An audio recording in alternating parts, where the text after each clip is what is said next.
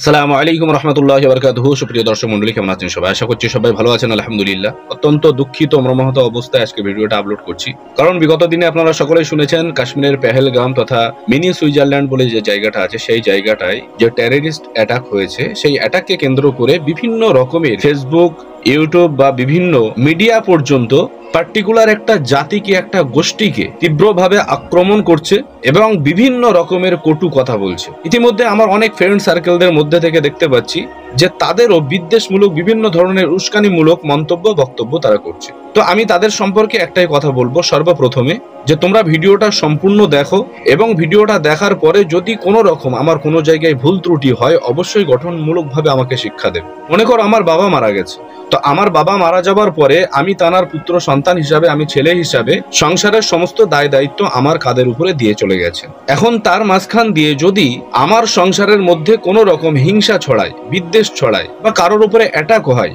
তাহলে পাড়ার লোক গোটা সংসারকে বদনাম করবে নাকি যে সংসারের দায়িত্ব নিয়ে বসে আছে তাকে বদনাম করবে বা তার কাছে প্রশ্ন করবে?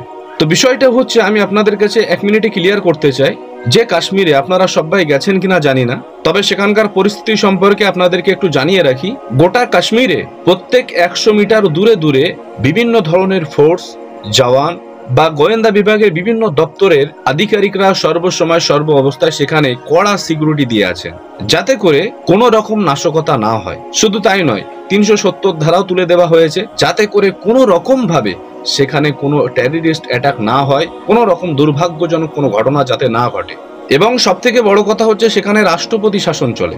এখন বিষয় হচ্ছে, বিভিন্ন রকম ভাবে বিভিন্ন রকমের প্রচার অপপ্রচার চলছে এই পেহেলগাম অ্যাটাক নিয়ে, কিন্তু একটা দিন পার হতে না হতেই যখনই সেই নাশকতার ছক যিনি কষেছেন, মাস্টার মাইন্ড যিনি আছেন, তাকে যখনই তলব করা হলো, ধরা হলো, তখনই দেখা গেল তিনি ছিলেন বিজেপির আইটি সেলের প্রধান।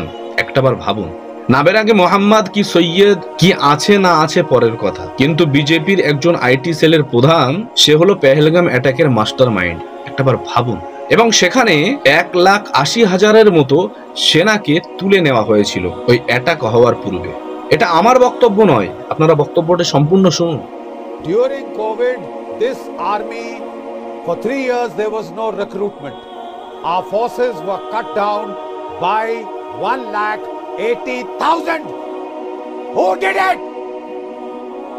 What about the threat assessment? You saved money. You saved money to get these people killed, damn you.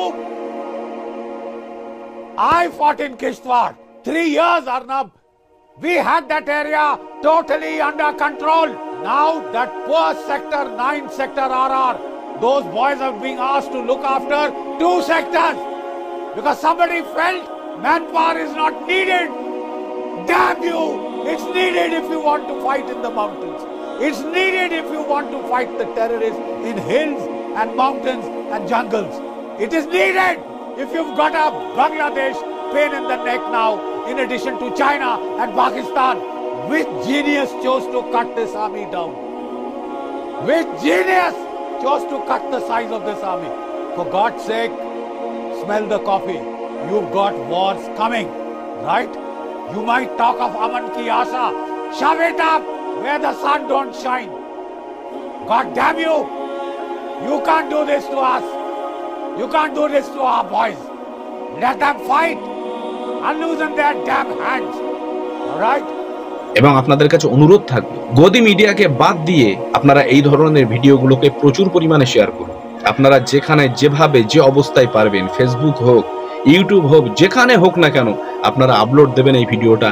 আমি কোনো জায়গায় কপিরাইট ক্লেম দেব না, কারণ সঠিক জিনিসটা মানুষকে জানা দরকার, বোঝা দরকার। আজকে আমরা যাদেরকে দেশের দায়িত্ব দিয়ে রেখেছি, তারা যদি দেশের নিরাপত্তা দিতে ব্যর্থ হয়, তাহলে এই ব্যর্থতা কার?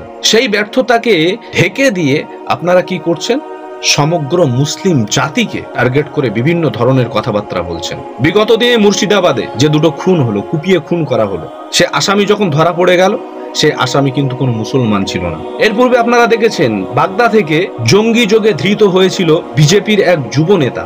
আজকে 26 থেকে 28 তার জীবন শেষ হয়ে গেল। সারা দেশ যখন স্তব্ধ হয়ে গেছে, গোটা কাশ্মীর যখন উতাল পাতাল হয়ে যাচ্ছে, তখন দেশের প্রধানমন্ত্রী কি করছে? ভোট প্রচারে ব্যস্ত। ইতিমধ্যে একটা কমেন্ট আমার কাছে চলে এসেছে, সেই কমেন্টটা সঠিক কিনা জানা নেই, তবে সোশ্যাল মিডিয়াতে ব্যাপক পরিমাণে ঘোরাফেরা করছে। যে বিতান অধিকারী জঙ্গিদের হাতে শহীদ হলো, সেই বিতান অধিকারীর নিজের শ্বশুর মশাই যখন বলছেন, কথা বলতে শুরু করেছেন যে সীমান্ত এলাকা, নির্জন এলাকা, এই এলাকাতে সেইভাবে নিরাপত্তা নেই কেন, আর যদি নিরাপত্তা নাই থাকে তাহলে পর্যটকদের এখানে আসতে দিলই বা কেন, এই প্রশ্ন করার সাথে সাথে এই গদি মিডিয়া রিপাবলিক বাংলা সঙ্গে সঙ্গে ক্যামেরা বন্ধ করে দিয়েছে। আর আজকে বলছে যারা সেকুলারিজম আছে, যারা সেকুলার করছে, তারা যেন এই দেশ থেকে ছেড়ে চলে যায়। কত বড় বাপের হিম্মত যে ভারতবর্ষের সংবিধানের বিরুদ্ধে কথা বলছে। আজকে সাধারণ জনগণের কাছে আমি একটা অনুরোধ করব, এই রিপাবলিক বাংলার বিরুদ্ধে লিগালি অ্যাকশন নেওয়া উচিত। আজকে আপনারা হয়তো অনেকে বলছেন যে কাশ্মীরে নাম জিজ্ঞেস করে করে হিন্দু দেখে দেখে গুলি করা হয়েছে, কিন্তু ব্যাঙ্গালোরের মুসলিম পরিবারও কিন্তু ধ্বংস হয়েছে। পর্যটকদেরকে যারা ঘোড়ায় চপিয়ে বিভিন্ন স্পটে নিয়ে যায়, সেই সৈয়দ আদিল হুসাইন সাহা, সে জঙ্গিদের গুলিতে ঝাঁঝরা হয়ে গেল, কিন্তু এই খবরটা নিউজে আপনারা সেইভাবে পাবেন না। তাই ভিডিওটা করে রাখলাম, যতদিন পর্যন্ত এই ইউটিউব চ্যানেল থাকবে ততদিন পর্যন্ত যেন এই ভিডিওটা সাক্ষী হিসাবে থাকে যে আজকে কাদের আদেশে, কাদেরকে খুশি করার জন্য আজকে 1,80,000-এর মতো জওয়ানকে পেহেলগাম থেকে তুলে নেওয়া হলো, এবং 26 থেকে 28 জন মানুষ কিভাবে রক্তাক্ত হলো, শহীদ হলো, এর হিসাব কিন্তু দেওয়া লাগবে। আর যদি নিরাপত্তা দিতে ব্যর্থ হন তাহলে গদি ছেড়ে দিন। সো বন্ধুরা, আশা করব কিছুটা হলেও ক্লিয়ার হয়েছে।